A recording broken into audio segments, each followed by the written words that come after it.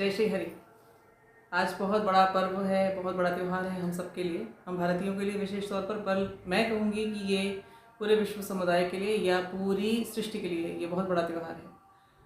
क्यों है? क्योंकि आज के दिन जिस प्रकार की ऊर्जा का बिल्डअप हुआ है वो एक अलग ही, बिल्कुल अद्भुत, बड़ा विस्मयकारी और बड़ा सुंदर होता है।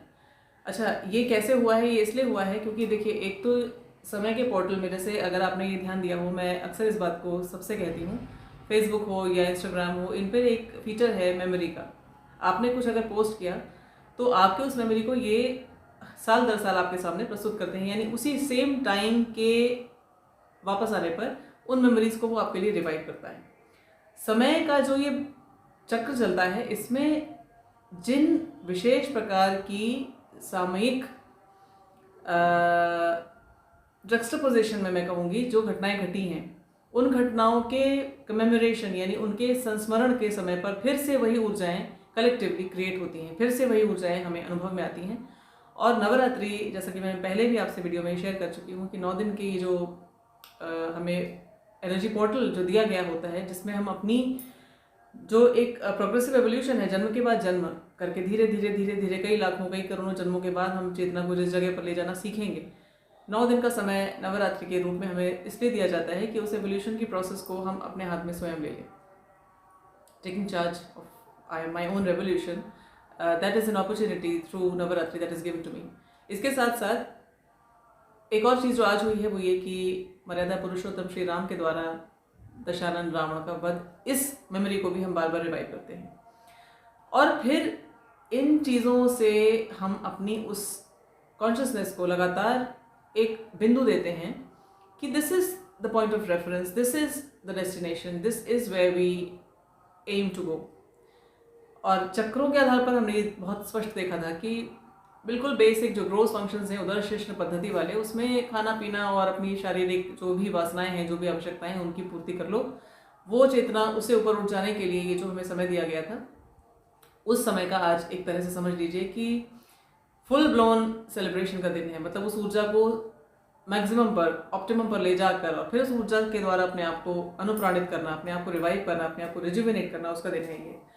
अच्छा, तो श्रीमद् भगवद गीता के टेकअवेज के साथ इसका क्या लिंक है? इसका लिंक इस तरह से है। पहले तो मैं आपको ये बताऊं कि आज ये जो वीडियो मैं आपके साथ शेयर कर रही हूँ, इसके पीछे जो तात्कालिक कॉन्टेक्स्ट आ रहा है वो कहाँ से आ रहा है? वो आ रहा है गाजियाबाद के इंजीनियरिंग कॉलेज की उस घटना से, जिसके विषय में आप सबने सुना होगा कि 2 प्राचार्यों ने एक बच्चे के जय श्री राम का उद्घोष करने पर जो भी आपत्ति की और उसके बाद जो घटनाएं हुई उसको लेकर है मेरा। अच्छा, श्री राम और श्री कृष्ण अलग नहीं है, ये तो हम बचपन से जानते हैं, लेकिन जब तक श्रीमद् भगवद गीता को मैंने नहीं पढ़ा तब तक मुझे ये नहीं समझ में आया कि श्री राम श्री कृष्ण हैं और श्री कृष्ण इस बात का एफर्मेशन करते हैं, इस बात को वो स्वीकार करते हैं। श्रीमद् भगवद गीता में कहाँ स्वीकार करते हैं? वो स्वीकार करते हैं रामः शस्त्र भृतामहम, यानी शस्त्रधारियों में मैं राम हूँ। यानी जब जब भी शस्त्र धारण करने के लिए कोई स्थिति परिस्थिति बनेगी, कलेक्टिव कम्युनिटी, ह्यूमन कम्युनिटी की किसी भी ऐसी सिनेरियो के चलते जहाँ पर उस परम सत्ता को आना पड़े, इंटरवीन करना पड़े, वो जो ऊर्जा मैकेनिज्म है जिसके कारण ये सृष्टि ठीक से चल रही है, सुचारू रूप से चल रही है, उसमें अगर डिस्टर्बेंस आए तो उसको स्वयं उतरकर उस मशीन को ठीक करना पड़ता है, और उसी को हम कहते हैं अवतार। और ये भी बड़ा सेलिब्रेटेड, ये जो 2 श्लोक हैं हम हिंदू बहुत अच्छे से जानते हैं, और अब तो ये विश्व भी जानने लगा है। 4थे अध्याय गीता के और उसके 7वें और 8वें श्लोक में, जो हम आगे भी करेंगे, लेकिन हम जानते हैं श्लोकों को बहुत बचपन से।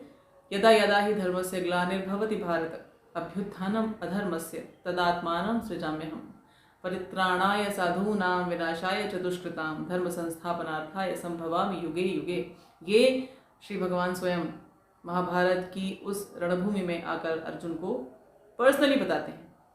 तो ये जो अवतार की जो अवधारणा है हम हिंदुओं की, बहुत साफ समझ में आती है कि जिसका ये पूरा एंटरप्राइज है, जिसने ये सारी सृष्टि रची है, जिसने इसको स्थापित किया है और जो इसको चलाता है, जब उसको समझ में आता है कि किस जगह पर, किस रूप में, कैसे इंटरवेंशन के द्वारा मशीन को वापस एनर्जी के जो उसका जो कॉन्स्टिट्यूशन है उसको वापस उस लेवल पर ले आया जाए कि मशीन फिर से ठीक से चलने लगे, ये अपनी इच्छा से वो कभी भी कर सकता है। तो जब वो कहते हैं कि रामः शस्त्र भृतामहम, यानी वो श्री राम भी वही सत्ता है, यानी श्री राम के रूप में शस्त्र धारण करके उसी धर्म की स्थापना के लिए वही सत्ता अवतरित हुई थी।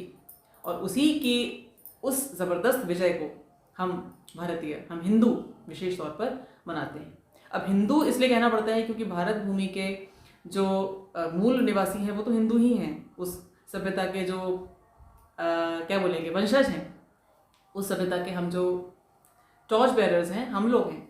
लेकिन by the law of inclusion जितने लोग यहाँ पर आके किसी भी प्रकार से रहने लगे हैं, ये देश चूँकि उनका कहने के लिए तो है ही है, भले वो माने या ना माने, या केवल वो दावे के लिए इस देश को अपना माने और उसके बाद वो कह दें कि इसके जुड़े हुए जो भी सरोकार है वो हमारे नहीं हैं, इसी तरह से इसका जो इतिहास है वो हमारा नहीं है, इसके जो पूज्य जो इसके आदर्श हैं वो हमारे नहीं हैं। लेकिन इसके बावजूद भी सत्य तो यही है कि यही इनके भी पूर्वज हैं, श्री राम उनके भी पूर्वज हैं जो ये कहते हैं कि श्री राम बोलने पर गर्दन काट देनी चाहिए। अब वो उस विषय पर मैं नहीं जा रही, मैं ये बताना चाहती हूँ कि श्री राम क्यों आदरणीय होने चाहिए। पहली चीज़, अवतार धारणा के अनुसार हमने देखा कि स्वयं श्री राम जो हैं वो श्री भगवान के अवतार हैं, उस परम सत्ता का साक्षात मूर्तिमान रूप है। अब दूसरी चीज़ क्या? दूसरी चीज़ ये कि हिस्ट्री हमेशा हमें सिखाती है कि हमें आगे कैसे चलना चाहिए। It's like a GPS. तो ऐतिहासिक पुरुष के रूप में यदि श्री राम को हम देखें तो एक बड़ा ज़बरदस्त ऐतिहासिक पुरुष वहाँ पर खड़ा है, हमारा पूर्वज, हमारा बुजुर्ग, हमारा एंसेस्टर। और हर सभ्यता अपने पूर्वजों को प्रणाम करने, उनका आदर करने और उनको अपनी मेमोरी में आगे लेके जाने की इस संस्कार को सभी परिपुष्ट करते हैं। तो हमारी सभ्यता के वो पूर्वज हैं, हमारे बुजुर्ग हैं, हम उनका सम्मान क्यों ना करें। जब भी कोई बड़ी चीज़ होती है, जब भी कोई बहुत बड़ा हम कोई कार्य करने चलते हैं, तो हमारे जो बड़े बुजुर्ग होते हैं हम उनका आशीर्वाद लेते हैं या हम उन्हें याद करते हैं यदि वो उस समय वहाँ पर उपस्थित ना हो। कई ऐसे लोगों को मैंने देखा है जो अपने किसी प्रिय बुजुर्ग को याद करते हैं, जैसे कोई अपने दादा को याद करता है, कोई अपने माता को याद करता है। तो श्री राम हम सबके बाप हैं, हमारे परदादा हैं वो।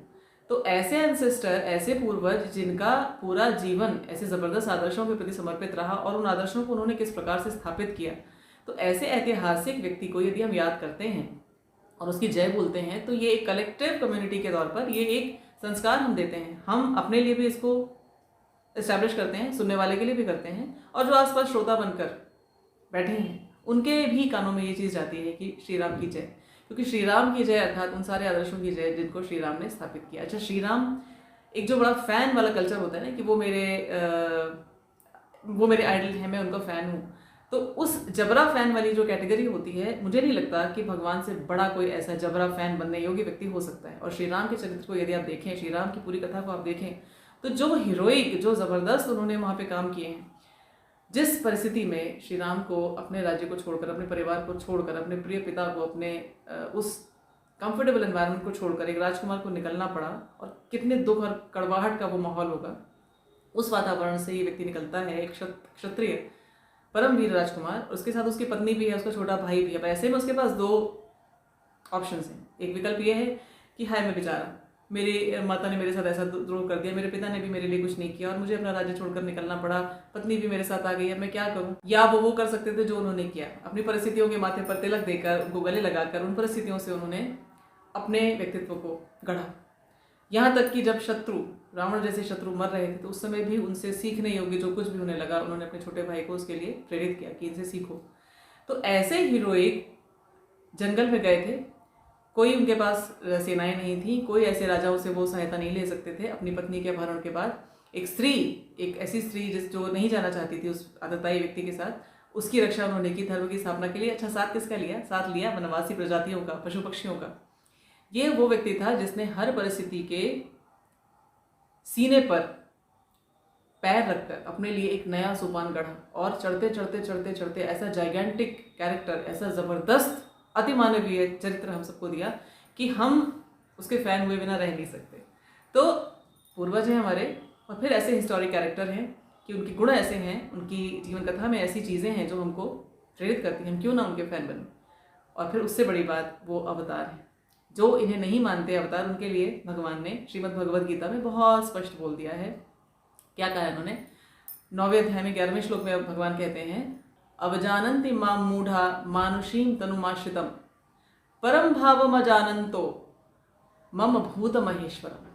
यानी जो मूढ़ हैं, जो बुद्धि से पैदल हैं, जिनको ज़्यादा बहुत हाई वाइब्रेटिंग कॉन्शियसनेस जिनकी नहीं है, जो नहीं समझ सकते, वो मेरा उपहास करते हैं, वो मेरी अवज्ञा करते हैं, हंसी उड़ाते हैं मेरी। किसकी हंसी उड़ाते हैं? हंसी उड़ाते हैं अवजानंदी मां मूढ़ा मानुषीम तनुमाश्रितम। जब मैं मनुष्य रूप लेकर आता हूँ, जब मैं मानुषी रूप में मानुषी रूप का आश्रय लेकर प्रकट होता हूँ, मैनिफेस्ट करता हूँ अपने आप को, तब ये मेरी हंसी उड़ाते हैं। परम भाव अजानंतो, मेरा परम जो भाव है, जो सुप्रीम स्टेट ऑफ बीइंग है, जिसमें मैं सदा रहता हूँ, जिसमें मैं इस सृष्टि को चलाता हूँ, जिसमें मैं उनको भी संभालता हूँ, जिसमें मैं उनको रचता हूँ, उनको पालता पोसता हूँ, और साथ ही साथ उस मानुषी रूप में भी मैं अभी अपने आप को अभिव्यक्त करता हूँ, अपने आप को सृजित करता हूँ, तो ये मेरी हंसी उड़ाते हैं कि मैं वही भूत महेश्वर हूँ। सारे भूतों का, जितने हो गए हैं सारे बीइंग्स का, मैं महा ईश्वर हूँ। यानी उनके बहुत सारे लॉर्ड्स हो सकते हैं, लेकिन उन सारे लॉर्ड्स का भी द बिग बॉस मैं हूँ। तो जो इनको नहीं जानते, जो इस रूप को, इस भाव को नहीं जानते, वही मेरी हंसी उड़ाते हैं। तो भगवान की हंसी उड़ाना, या भगवान के इन अवतारों की हंसी उड़ाना, या उनको ना मानना, या उनके उद्घोष पर बुरा मान जाना, दुख मनाना, श्री राम की महानता को ना मानना, श्री कृष्ण की महानता को ना मानना, ये ऐसा है जैसे शीशे में अपने आप को ही देखकर अपने आप पर ही थूक देना, अपने को ही तमाचा मार लेना। क्योंकि आप तीनों ही दृष्टिकोणों से श्री राम से अपने आप को अलग नहीं कर सकते। यदि आप भारत के निवासी हैं, यदि आप मानव हैं, और यदि आप गुणों को समझते हैं, तो इन तीनों कारणों से आप श्री राम को इग्नोर नहीं कर सकते, उन्हें सम्मानित किए बिना नहीं रह सकते। ये श्रद्धा मन से आएगी, क्योंकि भाई आप एक जिसको हिंदू कहते हैं, हिंदू कहकर इस भारत भूमि के जो मूल निवासी हैं वही तो हैं। अब जो बाहर के संप्रदाय, बाहर के पंथ हमारे इस समाज में जो आए हैं, ये कैसे आए हैं? ये हमारे अपने ऑर्गेनिक संप्रदाय तो है नहीं, ये आस्थाएं, ये विश्वास हमारे अपने तो नहीं हैं। ये बाहर से आए हैं और अलग अलग तरीकों से हमारे अंदर घुले मिले अवश्य हैं, लेकिन इन आस्थाओं को अपनाने वाले, चाहे वो तलवार के जोर पर, चाहे वो चावल की बोरी के लिए, हैं तो हम ही हिंदू सभ्यता के लोग, उन्हीं राम के डिसेंडेंट्स।